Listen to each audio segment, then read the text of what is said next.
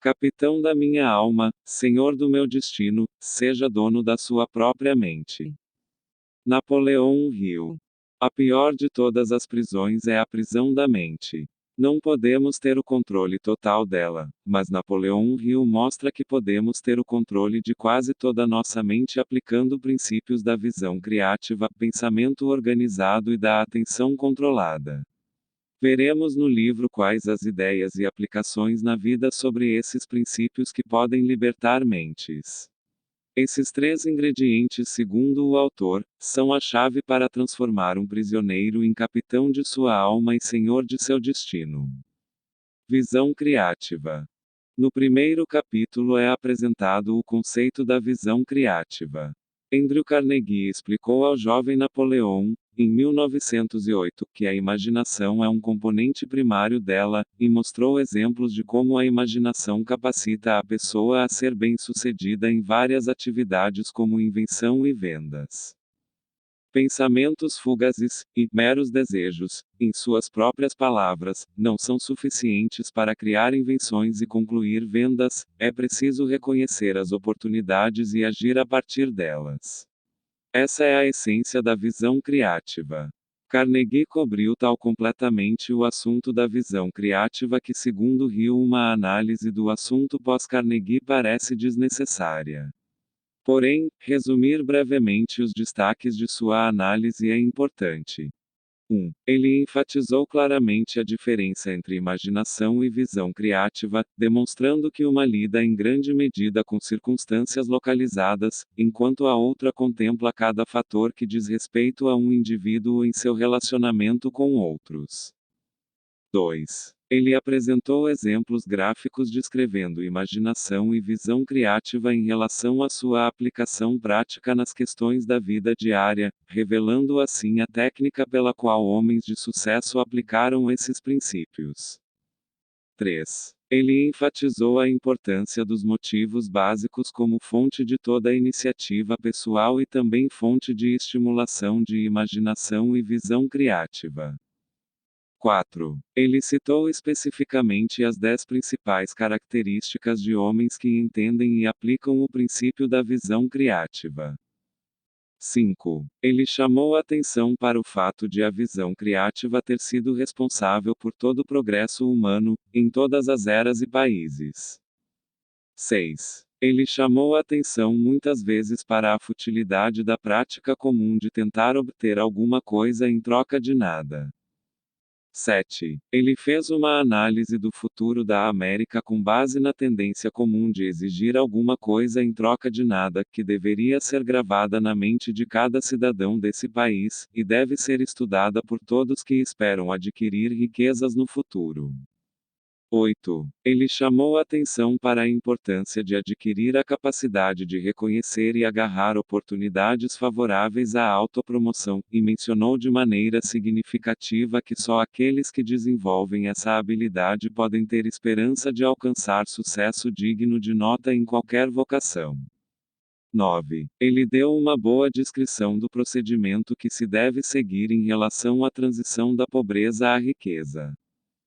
10. Ele enfatizou as necessidades de fazer o esforço extra, e mencionou com propriedade o fato de nunca ter conhecido ninguém que tenha se colocado acima da mediocridade sem seguir esse hábito.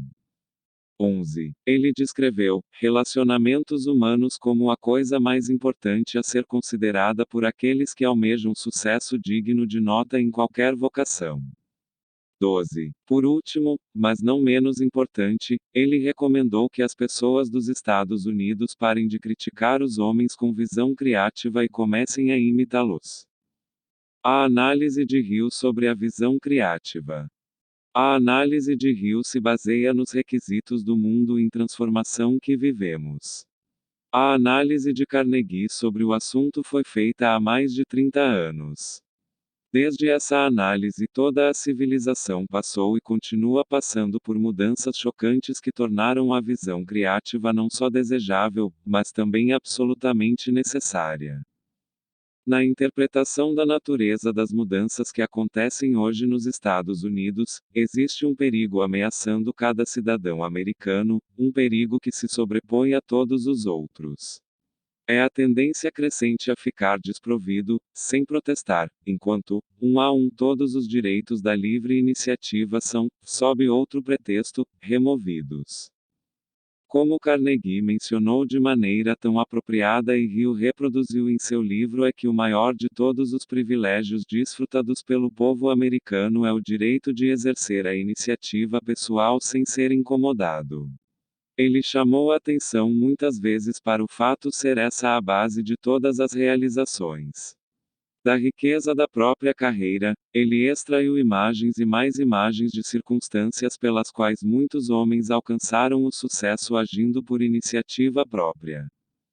A visão criativa terá pouca utilidade para o homem que é forçado, seja pela lei, seja por regras dependentes, a limitar a quantidade de serviço que presta. Sabe-se, desde os primórdios da civilização, que o serviço que um homem presta é causa e efeito, do pagamento que ele recebe, e que o pagamento é medido em próxima relação à qualidade e quantidade do serviço. Como o fogo brando produz pouco calor, e um fogo ardente produz maior quantidade de calor, da mesma forma que um serviço. Não há como fugir dessa conclusão. Há muito tempo um grande filósofo disse: o maior mal de toda a gente é se recusar a encarar os fatos. Chegou o tempo em que todos precisam encarar os fatos e reconhecê-los pelo que são. Os Estados Unidos ainda são a terra dos bens e da oportunidade. Ainda tem neste país o direito de se escolher as ocupações, embora alguns tenham sido privados do privilégio de tirar proveito máximo desse direito. Ainda se tem o direito de votar e eleger para os cargos públicos os homens com a escolha da população, embora tenham abusado tanto desse privilégio com falhas ao votar que também ele perdeu muitos de seus benefícios. O povo ainda pode frequentar a igreja que quiser e adorar de acordo com os preceitos de suas crenças, mas com a indiferença das pessoas aos benefícios da igreja, foi lançado um forte e definitivo declínio de sua influência. Ainda tem homens com visão criativa como os líderes da indústria americana, a espinha dorsal de todo o sistema econômico, mas estão demonstrando ingratidão recompensando-os com adjetivos e ofensas. Ainda tem todo o capital de giro necessário para operar as vastas indústrias da América, mas demonstra tamanha hostilidade àqueles que arriscaram seu capital que eles se tornaram acanhados e desconfiados a ponto de se recusarem a investir seu dinheiro. Certamente, esse tipo de indiferença não estimula o desenvolvimento da visão criativa que esse país precisa ter para seguir sendo a nação mais rica e mais livre. Esses são apenas alguns dos males que assolam os homens. É importante encarar os fatos e mudar de direção antes de perder os privilégios de que se orgulha há tanto tempo. Como mencionou de maneira tão apropriada Carnegie, toda iniciativa pessoal se baseia em causas. Pensamento organizado. Esse capítulo discute a importância do princípio do pensamento organizado. Por meio do uso de 3 gráficos, Hill explica como se pode atingir e usar o pensamento organizado para controlar com sucesso o próprio destino. Eles comprovam que o pensamento organizado, a força de vontade e autodisciplina interagem com as faculdades mentais, os 5 sentidos, os motivos básicos do homem e outros princípios de sucesso para produzir resultados. Pensamentos sem ação são ineficientes. Hill explica como o raciocínio indutivo e dedutivo e hereditariedade social contribuem para o desenvolvimento do pensamento organizado. Ressalta a importância de hábitos bons e maus para influenciar a capacidade do indivíduo de atingir o pensamento organizado. Pensamentos são coisas, disse um grande filósofo, e é significativo que o pensamento seja uma das poucas coisas que um indivíduo pode controlar completamente.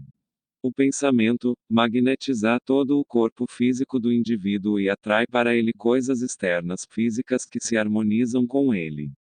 O principal propósito é mostrar como o poder do pensamento pode ser organizado e dirigido para fins definidos. A memória, os 5 sentidos e as emoções precisam de autodisciplina constante, de atenção altamente organizada para serem controlados. Esse controle é obtido pelo exercício da força de vontade por meio da introdução de hábitos voluntários. Alguns fatos conhecidos relativos à natureza do pensamento. 1. Todo pensamento, seja positivo, negativo, bom ou mal, preciso ou impreciso, tende a vestir-se de seu equivalente físico e funciona inspirando o indivíduo com ideias, planos e meios para atingir fins desejados por meio natural e perfeitamente lógico. Depois de pensar sobre determinado assunto, ele se torna um hábito e esse pensamento é tomado pela mente subconsciente e serve automaticamente de base para a ação pelo meio mais disponível. Tudo é ferramenta de pensamento. 2. Por meio da aplicação de autodisciplina, o pensamento pode ser influenciado, controlado e dirigido por variação em direção a um fim desejado pelo desenvolvimento de hábitos voluntários. 3. O poder do pensamento com a ajuda da mente subconsciente tem controle sobre cada célula do corpo, incentiva as células em reparação, estimula seu crescimento, influencia todos os órgãos do corpo e ajuda a funcionar de forma organizada e auxilia no combate às doenças por meio do que é chamado de resistência do corpo. 4. Todas as realizações do homem começam na forma de pensamento organizado em planos, metas e objetivos, e expressado em termos de ação. Toda a ação é estimulada por um ou mais motivos básicos. 5. Há duas seções da mente que lidam com pensamento, a consciente e a subconsciente. A seção consciente, que opera por meio dos 5 departamentos da mente, está sob o controle do homem. A seção subconsciente está sob o controle da inteligência infinita. O sexto sentido está sob o controle da seção subconsciente da mente e funciona automaticamente.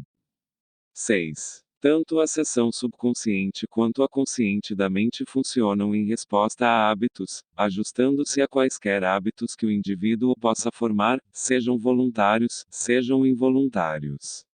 Quando os hábitos são formados, a mente passa a executá-los automaticamente, a menos que sejam modificados por hábitos diferentes e mais fortes.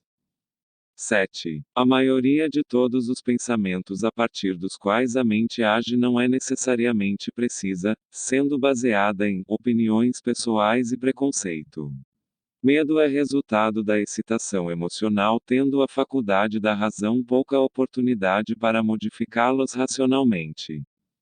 O primeiro passo do pensamento preciso é separar fatos de meras indicações ou evidências a partir de boatos, já o segundo passo é separar fatos depois de terem sido identificados, em duas classes, importantes e sem importância. Desejo, baseado em um motivo definido, é o início de toda a ação de pensamento voluntário associada à realização pessoal. A presença de um desejo intenso tende a estimular a faculdade da imaginação com o propósito de criar maneiras e meios de alcançar o objeto do desejo. As fontes conhecidas de estímulo de pensamento. A. Os 5 sentidos físicos bem pouco confiáveis. B. O depósito da memória também bem pouco confiável. C. A mente subconsciente, na qual o pensamento pode ser estimulado com influência da inteligência infinita. Muita gente acredita que essa é a fonte de estímulo de pensamento daqueles que são reconhecidos como gênios. D. As emoções, o local de todos os desejos. Dessa fonte vem todo o estímulo de pensamento baseado nas emoções principais, e, na medida em que esses sentimentos emocionais se expressam voluntariamente, é necessário obter controle sobre eles por meio da autodisciplina. É faculdade da vontade, o chefe de todos os outros departamentos da mente. Embora essa faculdade seja o chefe da mente, ela tem sido mencionada mais por ter sido a menos usada pela maioria das pessoas. Até onde se tem conhecimento, essas 5 são as únicas fontes de estímulo de pensamento. Requisitos básicos do sucesso. Todos os grandes líderes são capazes de acreditar. Há certos requisitos básicos do sucesso nos quais você precisa acreditar a fim de ser bem-sucedido. Alguns deles são: A crença na inteligência infinita, Deus, a crença em si mesmo, a crença nos associados que escolhe, a crença no certo sobre o que é errado, a crença nas leis e nos fatos comprovados da ciência e a crença no poder da mente para conectar-se com a inteligência infinita e tornar-se, portanto, irresistível. A crença nesses 6 temas é um requisito fundamental para o sucesso. Aceite-os como tal e não pare até acreditar automaticamente em todos eles. Os fundamentos do pensamento organizado. O pensamento preciso organizado se baseia em 2 importantes fundamentos: o raciocínio indutivo, que é baseado na presunção de fatos desconhecidos, ou hipóteses de fatos, e o raciocínio dedutivo, baseado em fatos conhecidos, ou o que se acredita ser real. É necessário fazer a separação dos fatos como simples ficções, opiniões e boatos. As opiniões que formam a base da maioria do chamado pensamento, geralmente não são confiáveis, e com frequência podem ser muito perigosas porque são muitas vezes baseadas em viés, preconceito, intolerância, suposição, boato ou pura ignorância. Os seguintes fatos relativos a opiniões devem ser conhecidos por todos que querem aprender a pensar com precisão. 1. Nenhuma opinião é confiável, a menos que se base em fatos conhecidos ou na fé no plano divino, e ninguém tem o direito de expressar opinião sobre qualquer assunto sem garantia razoável de que ela se baseia em fatos. Opiniões são o que há de mais gratuito do mundo, e muitas são dispensáveis, não valem nada. 2. Conselhos oferecidos por amigos, parentes e conhecidos muitas vezes não merecem consideração, e devem ser sempre analisados com muito cuidado antes de serem aceitos como um guia confiável para um pensamento. 3. Pensadores precisos não permitem que ninguém pense por eles. Verificam as fontes desses fatos da maneira como querem e fazem uso sensato das fontes para sua orientação. 4. Difamadores e fofoqueiros não são fontes confiáveis para se obter fatos, e infelizmente exercem uma poderosa influência na vida de muitas pessoas. 5. Desejos normalmente são os pais dos pensamentos, e muitas pessoas têm o mau hábito de tirar conclusões precipitadas dos fatos para harmonizar com seus desejos. Para o seu próprio bem, observe com cuidado essa fraqueza humana comum. 6. O senso comum é abundante, e a maior parte dele é gratuita, mas fatos que são analisados, geralmente têm um preço. O preço é o trabalho duro para examinar sua exatidão. Atenção controlada. O último capítulo do livro é dedicado ao princípio do sucesso da atenção controlada. Atenção controlada é concentração e mais, são os meios pelos quais os planos da pessoa são impressos na mente do subconsciente. É o processo de controlar todas as atividades da mente e dirigi-las para um fim específico. Ela é essencial para a realização da visão criativa e do pensamento organizado. Hill explica como o uso de outros princípios de sucesso, como fazer o esforço extra, que pode intensificar a capacidade de desenvolver a atenção controlada e alimentar a confiança do indivíduo. A questão da atenção controlada é a base de muitas seitas e religiões, embora possa ser chamada por outros nomes. Ela tem sido uma arma importante dos líderes militares, e alguns nem sempre a usaram de maneira construtiva. A união de 2 ou mais mentes trabalhando em perfeita harmonia pela realização de um objetivo definido tem o efeito de estimular a mente de cada uma delas. Esse resultado nós conhecemos porque ele é um resultado que está surgindo nos laboratórios de pesquisa e nos conselhos do comércio e da indústria no mundo todo quase como uma rotina diária. É visto a todo momento, evidências de que essa combinação de mentes dá aos homens visão, coragem, imaginação e iniciativa que eles não têm quando agem sozinhos e de maneira independente. Andrew Carnegie incluiu a atenção controlada como um dos princípios da realização individual, mas até o grande mestre do aço falhou ao associar esse princípio aos meios pelos quais a civilização pôde progredir. Carnegie viu nele um poder que é ajustado às necessidades do indivíduo na solução de problemas econômicos e pessoais de natureza material, mas não mencionou suas possibilidades. O mundo todo está em estado de desajuste. Os relacionamentos humanos foram perturbados neste e em todos os outros países, a ponto de representar um perigo que ameaça a civilização.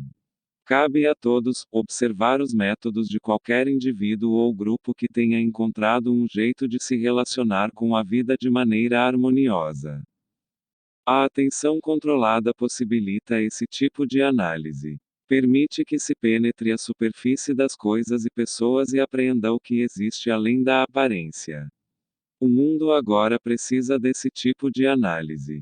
Muitos são propensos a enxergar a aparência e os aspectos materiais de coisas e pessoas, ignorando a realidade que existe além da superfície. E esse hábito trágico levou o mundo todo à beira da falência espiritual. Mas as condições alteradas do mundo desde o tempo de Carnegie levaram Hill a olhar para um mundo inteiramente novo, um mundo de riqueza espiritual. Hill se esforçou para mostrar que existe uma diferença entre atenção controlada e concentração comum de esforços.